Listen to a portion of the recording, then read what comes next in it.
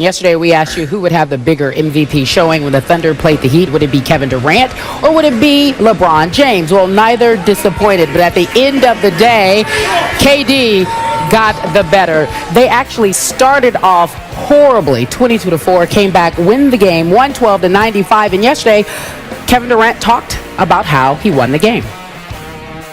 What was going through your head when you and LeBron going back and forth there? I mean, that was quite a show for the country. Rucker Park. That's what was going through my head. It was fun. It was fun. You know, our teammates, they just gave me the ball and told me to go and make a play. You know, he got hot for a quick second, and I had to come in and make an answer. So, you know, it was fun. I'm sure the fans got what they wanted to see with that one, but, you know, we'd rather play a team game in our side. Durant finishing with 33 points, his 12th consecutive game with 30-plus points or more. He is a beast, playing some of the best ball in a long time. So, Stephen A., yesterday's game, we asked you, Naismith, did he prove that he was better than LeBron James? Well, we're never going to insult LeBron James by saying somebody is better than him because of one regular season game. Right. He is the 4-time league MVP. He is the 2-time reigning champion. He is a physical freak of nature. And in fairness to LeBron James, he does not have the help right now that Kevin Durant has. You look at it, Dwyane Wade is not 100%. Excuse me, I'm talking. Don't interrupt me. All right? Dwyane Wade is not 100%. We all see that. Right. Chris Bosh has been trying to adjust to being the third wheel for years. Ray Allen played 31 minutes, y'all, and shot 1 for 4. Yeah. Shane Battier can't buy a basket. Norris Cole played 23 minutes, didn't score a point. The Miami Heat committed 21 turnovers. Greg Oden, the next time we see him play, we'll stand up and give him a round of applause because it's a miracle anytime we see him play. All right? I mean, when you look at what is transpiring, combined with the fact that they've been to 3 consecutive NBA finals and the amount of mileage that's been on their body, it is criminal to judge them on what they do for a night in January. You just can't do that, especially when everything you do is about April, May, and June. Now, that's not to diminish the importance of last night's game because LeBron knew that KD was coming into the house. And last time I checked, LeBron had 34 last night. It's not like he didn't show up. No. But I tried to tell you, KD on another level, bro. Okay. This brother right here, listen, LeBron on his best day cannot shoot the way this kid can shoot. I told you, he's 6'9", 6'10", it's a 7'6" wingspan. He can pull up from 30. He's got a handle. He can get to the rack at his will. He's got a mid-range game. He's got a three-point shooting game. He creates his own shot and his own space off the dribble. He shoots nearly 90% from the free throw line. He's a marksman. He's a sniper. This is the kind of skill set that this brother has. KD, Kevin Durant, is simply on another level right now. Now, in order to win the title,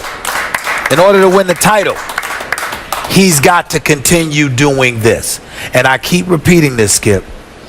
When you lose in pivotal moments like he lost against Memphis last year in the playoffs, and he didn't show up at certain pivotal points like you pointed out, I told you he was young enough where you can learn from that and it can make you better.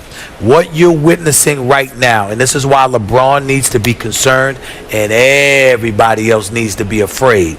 What you're witnessing right now is a Kevin Durant that knows the attitude of a Russell Westbrook and is emulating it to some degree, but more importantly, it's feeding off of the pain and agony that this man had from watching everybody else play in the postseason last year. He is sick and tired of it, and he's coming, like I told y'all, and it's going to take a Jordan-esque kind of performance to stop this brother because there is no one that can check Kevin Durant 1-on-1. It is simply impossible.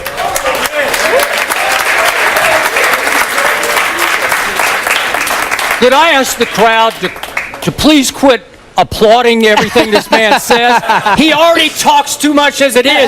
Now you're going to have him talking for the rest of the show. So just calm down a little bit. Must we be disrespectful? Now, what was the question again? I forgot. The question Is the was, show over yet? No, the show's not over. Okay. We got plenty of time. Did last night prove that KD was better than LeBron?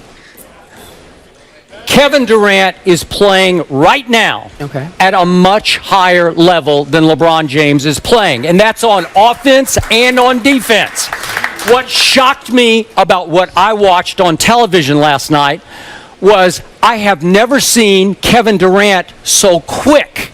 Again, you always talk about he's 6'10" and he's so long.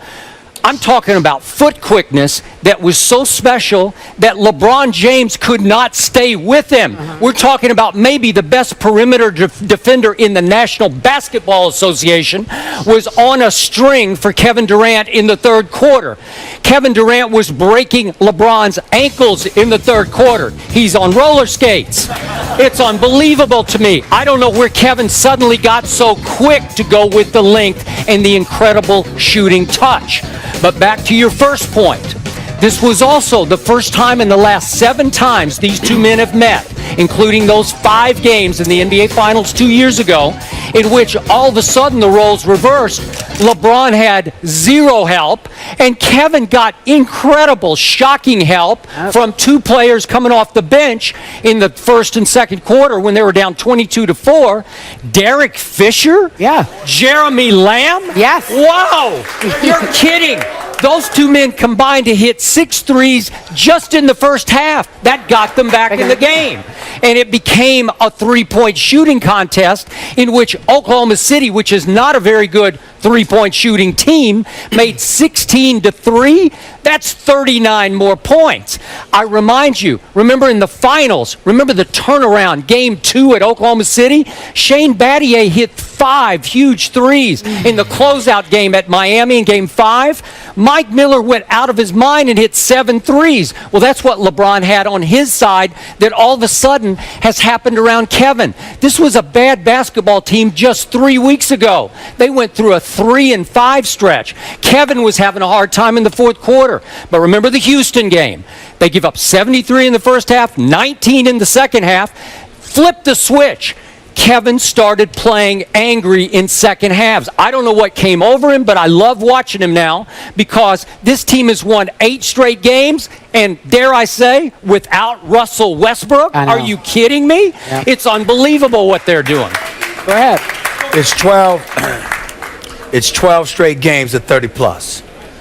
No matter what anybody else is doing, that don't take away from what we're seeing from KD. Nope. Kevin Durant is a scoring machine. He hasn't averaged less than 27 points a game in the last 5 years, and that's shooting about 48% or better. This dude is the truth. He had a bad NBA Finals and still averaged 30 on better than 50% shooting. This boy is lethal, okay? But in fairness to LeBron James, let's be fair here. LeBron James, because he got married and all that other stuff, didn't have his workout regimen, the normal workout regimen that he normally has coming into the season. Admittedly came into this season not in peak condition. Really? You think that? No. Brian Windhorst wrote about this yesterday. Yeah, not only that, he's had knee issues, he's had ankle issues, he's had hamstring issues, he's had shoulder issues. So you have all of those things going on. All I'm trying to say to you is that I am in no way trying to diminish what we are seeing from KD, and I told you Jeremy Lamb is going to be special. What a national championship at UConn. You mark my word. Jeremy Lamb is special. Derek Fisher, I'm never surprised when he shows up and hit big shots. That's what he's done. That's why he's still in the league. But let me tell you something right now. No matter what with KD, I am telling you, don't believe for 1 second that you have seen the best of LeBron. LeBron is coming too, because LeBron knows Indiana first, and then possibly KD will be waiting for him if he's lucky enough to get by Indiana, because Indiana is not going to try to go mano-a-mano on against LeBron. They got 5 boys, including a 7'2" center that's going to say, y'all go out there and battle on the perimeter because you ain't doing anything in here. So that's the challenge. But I'm telling you right now, LeBron James will be better. I'm just saying to you, it still may not be enough because if Dwyane Wade ain't healthy, it ain't happening. Kevin Durant, there is no answer for him in the Western Conference. There are only 2 answers for Kevin Durant the way he's rolling right now. A Jordan-esque performance from LeBron or a collective effort from the Indiana Pacers because of their size and what they bring defensively. Those are the only 2 things that could possibly stop Kevin Durant if he continues to play the way he's playing. Bottom line, off what I saw last night, and you can say I'm overreacting to one game, I saw an Oklahoma City Thunder team that will get Russell Westbrook back that I think is the team to beat in the NBA right now. No, that's easy. Well, That's I mean, I'm talking about Fair. they will beat Indiana in the finals if I had to pick it right now. Yeah. Wow. No, I'm saying that can do Okay. that because Russell Westbrook, they have nobody that can check Russell Westbrook. Before last night's win, KD had lost 6 straight to LeBron. Let's head over to our pick'em board, shall we? Yeah. Panthers running back D'Angelo Williams